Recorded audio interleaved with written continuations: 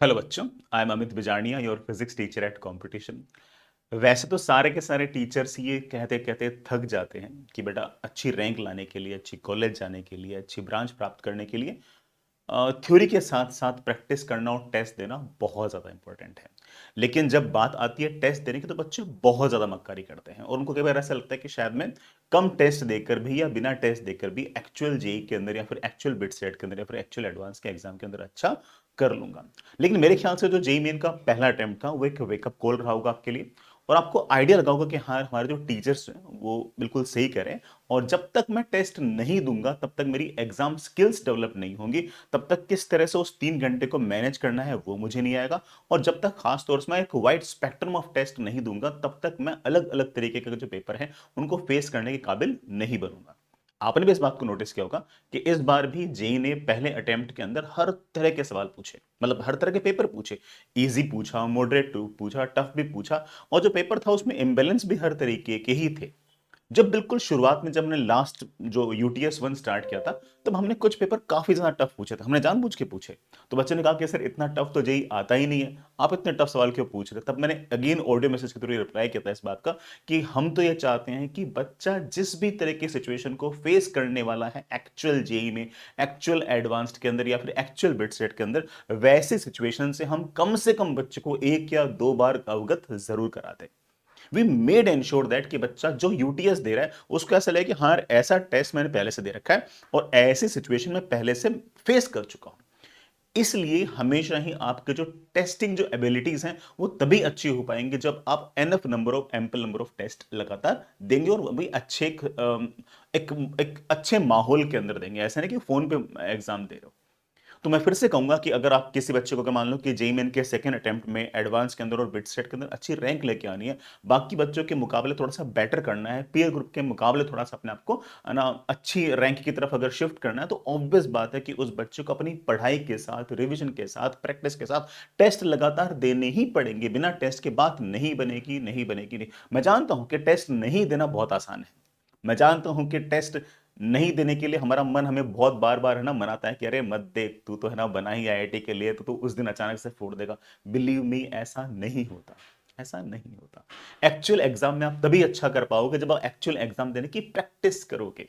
और वो सारे के सारे एग्जाम, चाहे जेई मेन का एग्जाम हो, चाहे बिटसेट का एग्जाम हो और खास तौर से एडवांस का एग्जाम हो, ये बहुत ही मतलब है ना इनमें नई नई चीजें पूछ लेते हैं, है ना। वाइड तरह का स्पेक्ट्रम होता है, पेपर में कुछ भी पूछ सकते हैं, सवाल भी गलत आ सकते हैं। तो एक ऐसा हो सकता है कि एक पेपर ऐसा जिसमें ऑप्टिक्स के 3 सवाल हो, कोई दूसरा चैप्टर दूसरा पेपर हो सकता है जिसमें कैपेसिटर के 3 सवाल हो। बच्चे को आइडिया लगता है इस बात का कि हाँ भाई, अगर मैं कोई ऐसा टॉपिक छोड़ के आया हूं और जिसके अगर मेरे से अगर 3 सवाल पूछ ले अगर पेपर के अंदर, मुझे किस तरह से उस पेपर को फेस करना मुझे आना चाहिए। वो कैसे आएगा? वो मॉक टेस्ट देने से ही आएगा।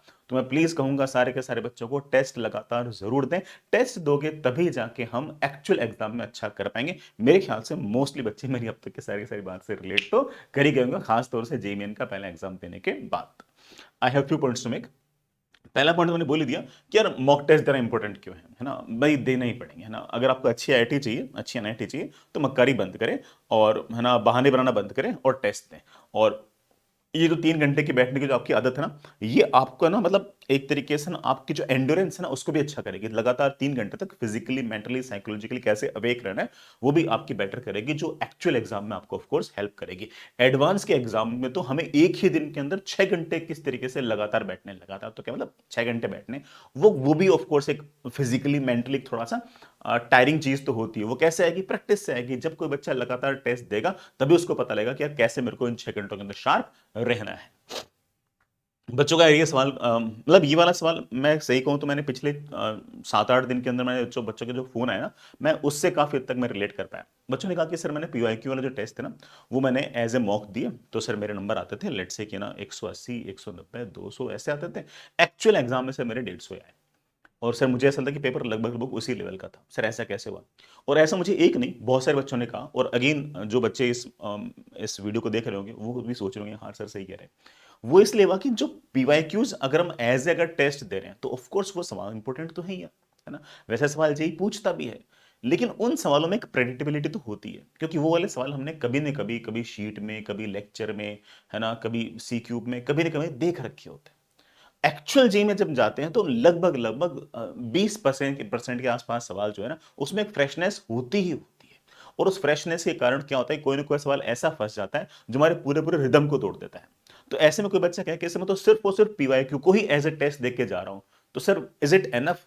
नहीं, इट इज नॉट एनफ। ठीक है, वो आपके अंदर ना वो वाली चीज लेके नहीं आएगा कि फ्रेशनेस वाली चीज लेके नहीं आएगा। लेकिन क्या हमें देना चाहिए? हाँ, ऑफ कोर्स देना चाहिए। क्या हमें पीवाईक्यू ऐसे प्रैक्टिस करनी चाहिए? बिल्कुल करनी चाहिए। हमें हेल्प होगी, हमारी रैंक बेटर ही होगी, कोई नुकसान नहीं है। लेकिन कोई बच्चा कहता है कि मैं तो सारे के सारे पीवाईक्यू ही टेस्ट दूंगा और कोई टेस्ट दूंगा ही नहीं, मैं सर एक्चुअल जे एग्जाम के अंदर सर सारे के सारे सवाल क्या वैसे के वैसे दिखेंगे? नहीं, कुछ सवाल आपको ऑफकोर्स नहीं दिखेंगे। एडवांस में तो सारे सवाल ऑफकोर्स आपको नहीं दिखेंगे, वो आपको ज्यादा चैलेंज करेंगे।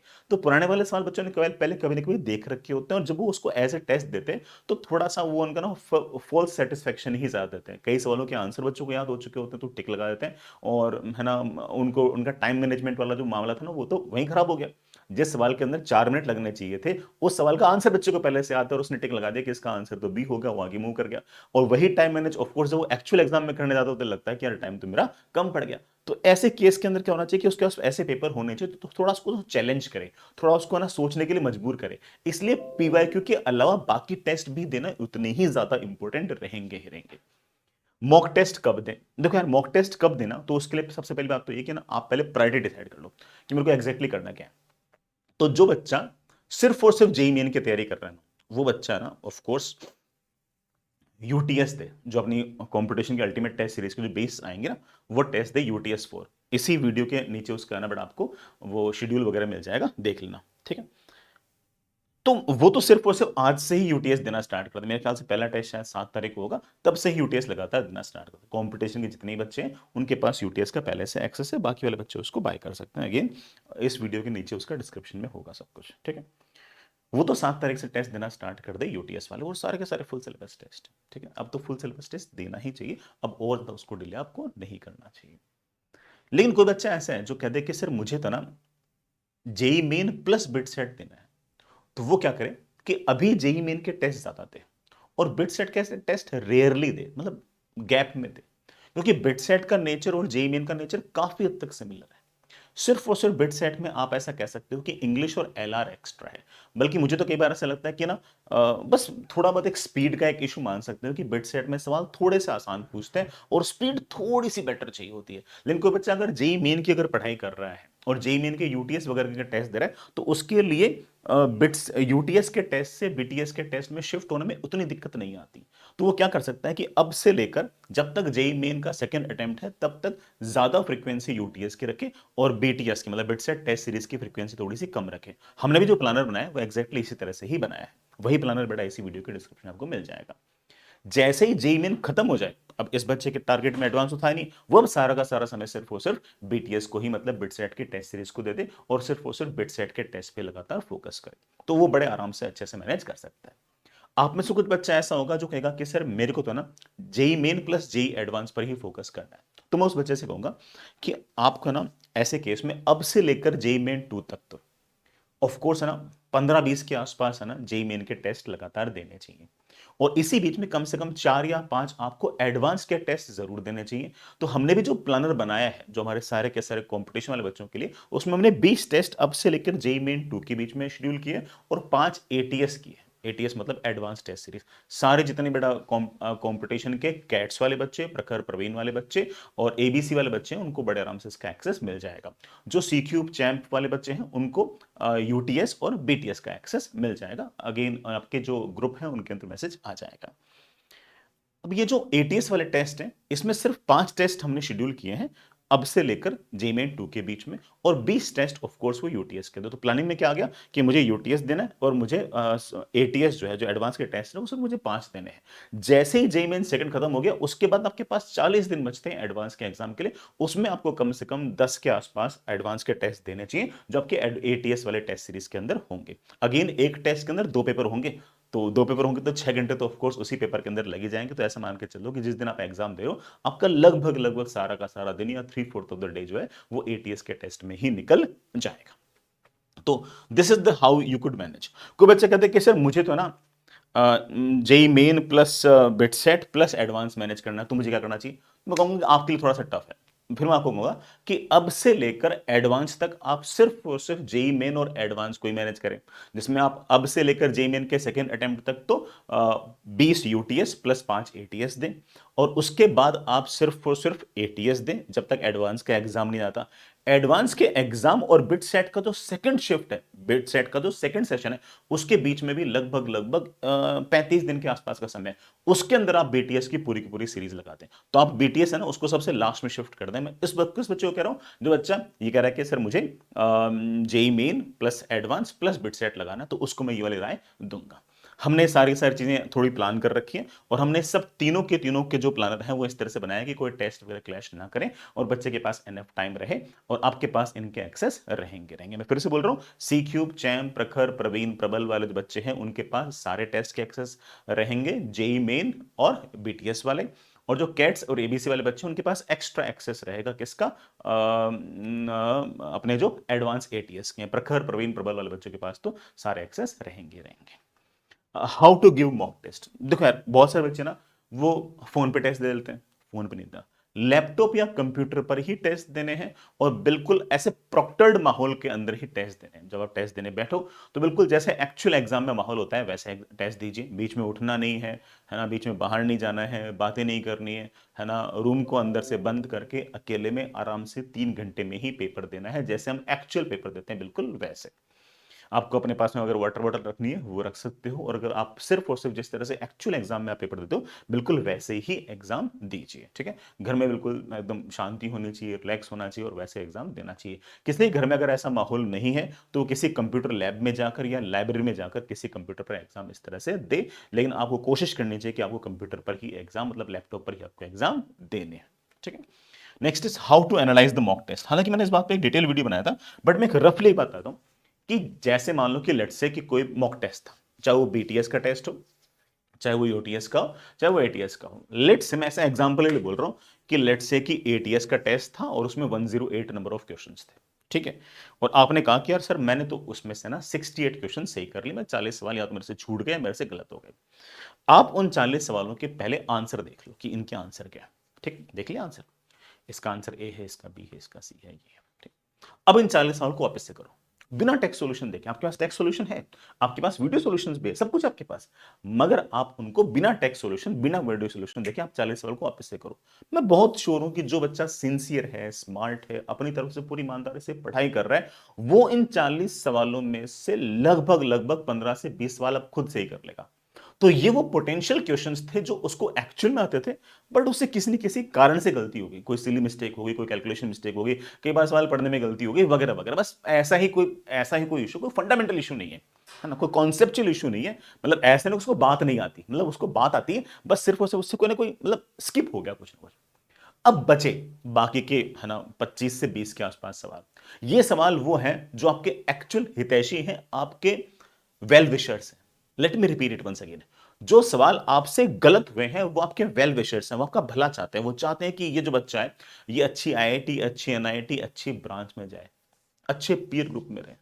आप इन 20-25 सवालों के साथ टाइम स्पेंड करें। आप सबसे पहले उनका आराम से टेक्स्ट सॉल्यूशन देखें कि टेक्स्ट सॉल्यूशन क्या है, और फिर उसको आराम से सारे टेक्स्ट सॉल्यूशन पढ़ लें। ऐसे नहीं कि एक सवाल पढ़ा फिर वापस से सॉल्व किया ना, सारे टेक्स्ट सॉल्यूशन पढ़ लें, सारे पढ़ लें, फिर वापस से सॉल्व करो। अब आपसे मोस्टली सवाल बन जाएंगे। जब आप टेक्स्ट सॉल्यूशन पढ़ोगे तो आपको पता लग जाएगा कि हाँ यार ये वाले सवाल में ये कॉन्सेप्चुअल दिक्कत थी और मैंने कर दी। यार परफेक्टली इनलास्टिक कोलिजन था और मैंने टोटल मैकेनिकल एनर्जी कंजर्व कर दी। अरे न्यूक्लियस का रेडियस पूछा था और मैंने एटम की रेडियस का फॉर्मूला लिख दिया। मतलब हो सकता है ऐसी भी कमी हो, ऐसी कोई गलतीपन से हो जाए। यार मास डिफेक्ट के अंदर मैंने है ना जो गामा वाला पार्टिकल है ना वो एनर्जी कितनी लेके भाग गया, उसको मैंने फाइनल है ना किसी है ना डॉटर न्यूक्लियस की एनर्जी निकालने में यूज नहीं किया। ये मेरे से बहुत बड़ी गलती हो गई। तो कोई ना कोई आपसे जो कॉन्सेप्चुअल गलती हुई है वो लगातार इन 20-25 सवाल आपको लगातार बताते जाएंगे। आपको सिर्फ और सिर्फ उनके साथ टाइम स्पेंड करना है, उनके एक बार टेक्स्ट सॉल्यूशन सारे सारे रीड करके आपको वापस से सारे के सारे सवाल वापस से करने हैं। जब आपने सारे के सारे सवाल वापस से कर लिए, उसके बाद भी अगर कोई सवाल रह जाए, कोई शंका रह जाए, कोई बात रह जाए, तो उस केस में आप उसका वीडियो सॉल्यूशन देखें या आप अपने टीचर्स वगैरह से पूछें कि सर इसमें क्या दिक्कत है। इसमें से खास तौर से मैं जो एडवांस वाला बच्चा जो है ना, जो स्पेसिफिकली एडवांस की प्रिपरेशन कर रहा है ना, उस बच्चे को मैं कहूंगा कि कभी भी आप अपने टीचर से प्रॉपर सॉल्यूशन डिमांड ना करें। आप सर से कहें कि सर मैंने ऐसा सा सोचा, मेरा आंसर नहीं है, सर आप मेरी गलती बता दो कि मेरे से क्या गलती हुई, मैं करूंगा सॉल्व। क्योंकि अगर सर ने सवाल सॉल्व कर दिया ना तो सर ने आपका सवाल खराब कर दिया, मतलब वो सवाल जो आपको सिखाना चाह रहा था ना वो सिखा नहीं पा रहा उसने, अब वो सवाल खराब हो गया आपके लिए। आप सर को बोलो कि सर मैंने ऐसा सोचा, मेरे से आंसर नहीं है। सर बोलेंगे देख नालायक गधे, तूने है ना इस सवाल के अंदर ये वाली गलती कर दी, मतलब तूने इंपल्सिव फोर्स होने के बावजूद मोमेंटम कंजर्व कर दिया। तो जस्ट ट्राई करेगा, अरे हाँ यार कितनी बड़ी गलती है, अब तू खुद सोल्व करेगा। जैसे बेटा तू खुद सोल्व करेगा अब तेरे सवाल बन जाएगा और सब मामला सेट। ऐसे ही सीखते हैं सभी लोग, ऐसे सीखते हैं। और फिर लास्ट में जब भी आपके पास पेपर का जब एनालिसिस आए ऐप के ऊपर, तो जरूर इस बात को चेक करें कि आपने कितना सारा समय जो है वो अनअटेम्प्टेड क्वेश्चंस को और कितना समय आपने रॉन्गली डन क्वेश्चंस को दिया है। अगर वो समय बहुत ज्यादा है तो आपको सोचना पड़ेगा कि आपको सवाल छांटते वक्त थोड़ा सा ज्यादा कॉशियस होना है। इसी तरह से पूरे के पूरे 3 घंटे के पेपर को 4 पार्ट्स में डिवाइड कर लो, 45 मिनट 45 मिनट 45 मिनट 45 मिनट। अगर लास्ट के 45 मिनट में अगर नंबर कम आ रहे हैं इसका मतलब हमारी एंड्योरेंस खराब है, इसका मतलब मैं ज्यादा समय तक लगातार सवाल नहीं कर पा रहा। इन सब बातों का अगर ध्यान रखोगे तो मुझे ऐसा लगता है कि धीरे धीरे अपना काम बन जाएगा। इसी इसी बात को मैं आगे बढ़ाता हूं। कुल मिलाकर अपने पास बेटा कुल मिलाकर 3 टेस्ट हैं जिसका एक्सेस कंपटीशन के बच्चों को मिला हुआ है। सबसे पहले ATS 1, किन किन को बच्चा हुआ है, किन किन बच्चों को ये मिला हुआ है, जो भी ईयर लॉन्ग वाले जो बच्चे हैं उन सबको ATS 1 का एक्सेस मिला हुआ है। प्लानर आपके बैच में भी चला जाएगा, है ना, प्लानर बेटा आपके जो ऐप है उसके ऊपर भी होगा और इस वीडियो की डिस्क्रिप्शन के अंदर भी इसका जो प्लानर है वो आपके पास होगा, है ना। ईयर लॉन्ग वाले बच्चों के साथ साथ जो कैट्स और ABC वाले बच्चे हैं उनके पास ATS का एक्सेस रहेगा। ये सिर्फ और सिर्फ एडवांस की टेस्ट सीरीज है, 15 फुल सिलेबस टेस्ट हैं, सारे के सारे जो टेस्ट हैं वो ऐसा मान के चलो कि जैसे जेई पूछता है वैसे ही है। अब कोई बच्चा सोचेगा सर जैसा जेई पूछता है वैसे ही पूछते हैं, इसका मतलब ये है कि सर जैसा लास्ट ईयर पेपर आया था एग्जैक्टली उसी पैटर्न में आप लोग हैं। नहीं, जैसा लास्ट ईयर पैटर्न था वैसे हम सिर्फ और सिर्फ 4 ही पेपर बना रहे हैं, बाकी 11 पेपर जो हैं उनका पैटर्न हमारी मर्जी हम कैसे बनाए। सर बड़े बेकार लोग आप तो। वो ऐसा इसलिए कि मुझे नहीं पता ना कि इस साल कैसा पैटर्न रहेगा। इस साल पैटर्न कैसा रहेगा मैं तो, मुझे तो नहीं पता, मैं बाबा बाबा थोड़ी हूं, मैं तो मास्टर हूं। तो मैं तो क्या करूंगा कि जो भी इन सालों के अंदर पैटर्न पूछे हैं या पूछ सकते हैं वो हर तरह के पैटर्न का हल्का फुल्का एक्सपेरिमेंट हम बाकी 11 पेपर के अंदर कर लेंगे, जिससे अगर इस साल अगर पैटर्न में कोई भी चेंज आए तो आप लोग उसके लिए रेडी रहो। तो हमने इस बात को एंश्योर किया है कि 11 में से सिर्फ और सिर्फ 4 जो पेपर होंगे वो लास्ट पैटर्न के हिसाब से होंगे, बाकी 11 पेपर जो होंगे वो हमारी मर्जी है। और हम ये नहीं बताएंगे कि वो 11 कौन से हैं और वो 4 कौन से हैं, हम आपके पास इंस्ट्रक्शंस लेके आएंगे, कम से कम इंस्ट्रक्शंस कैसे देखने हैं, मार्किंग स्कीम कैसे देखनी है और उसके हिसाब से कैसे अडेप्ट होकर आपको सारा सारा पेपर करना है, इस बात की आदत आपको शुरुआत से ही लग जाएगी। तो ये जो बाहर के जो बच्चे हैं उनके लिए बेटा ये टेस्ट सीरीज जो है वो 999 रुपीज की है। पहला पेपर जो होगा वो 9th of Feb को होगा। इसका प्लानर इसी वीडियो के अंदर होगा। आप इसको कंपटीशन डिजिटल ऐप या कंपटीशन डिजिटल वेब दोनों से ही बाय कर सकते हो, पेपर भी आप वहां से देख सकते हो। बाकी सारे जो बच्चे अपने वाले जो बच्चे हैं उनको किन किन को एक्सेस मिल रखा है मैंने आपको बता ही दिया है। यूटीएस 4 ये अल्टीमेट टेस्ट सीरीज है, ये सिर्फ और सिर्फ जेई मेन के लिए है। मैं इस बात को क्लियर कर दूं कि जो यूटीएस 1, 2 और 3 थी उसके सवाल इसमें नहीं है, इसमें फ्रेश है, फ्रेश पेपर बनेंगे। और ये सारे के सारे जो फ्रेश पेपर होंगे हमने इस बात का ध्यान रखा है कि ये जो जनवरी अटेम्प्ट के अंदर जो जेई ने पूछा है या फिर जनवरी अटेम्प्ट के अंदर जो जेई ने हल्के फुल्के चेंजेस किए हैं हम उन चेंजेस को भी इन पेपर के अंदर इनकॉर्पोरेट करें। जैसे चेंजेस सर कौन से, मुझे ऐसा लगा कि जैन के अंदर उन्होंने थोड़ा सा ना पेपर इम्बैलेंस पूछे, किसी चैप्टर के सवाल ज्यादा पूछ लिए, तो हम भी इम्बैलेंस पूछेंगे। ठीक है, हम भी इम्बैलेंस पूछेंगे। हम भी क्या करेंगे कि 2 पेपर तो बिल्कुल बैलेंस बना दिए, फिर किसी तीसरे पेपर के अंदर अचानक से, है ना, ईएमएफ के 3 सवाल डाल देंगे।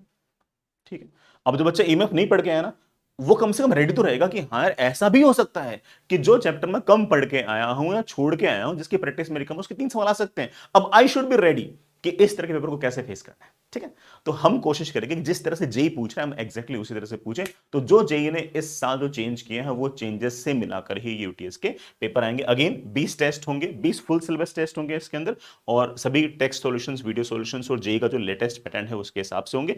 पहला पेपर जो होगा वो 7th of Feb को होगा।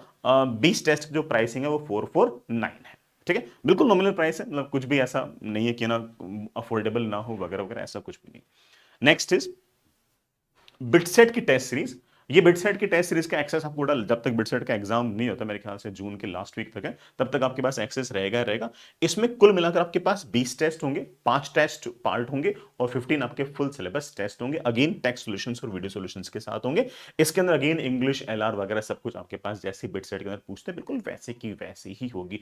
खास तौर से कोई बच्चा कहता है सर पीसीएम तो वही तो है और सब मेरी जीवन अच्छी है, तो उस बच्चे तो करना है क्या है, टेस्ट देने, और टेस्ट के अंदर उसे सिर्फ और ज्यादा ज्यादा मतलब ज्यादा दिमाग लगा क्या देखना है, उसे सिर्फ और सिर्फ इंग्लिश और एलआर देखनी है, उसको देखते उसका बड़ा आराम से काम बन गया। 999 बेटा इसकी प्राइस है और इसका पहला जो पेपर होगा वो 11th ऑफ फेब 2025 को होगा। तो इसलिए ये इसका भी प्लानर जो होगा वो आपको इसी वीडियो के डिस्क्रिप्शन में आपको मिल जाएगा।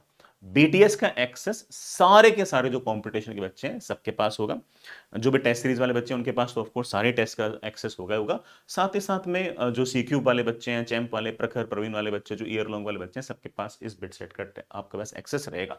एटीएस का टेस्ट एटीएस का एक्सेस सिर्फ और सिर्फ बड़ा ईयर लॉन्ग वाले को और कैट्स और एबीसी के पास ही रहेगा, क्योंकि सीक्यूब और चैंप वाले जो बच्चे हैं वो एडवांस के लिए एक बार तो एस्पायर कर भी नहीं रहे।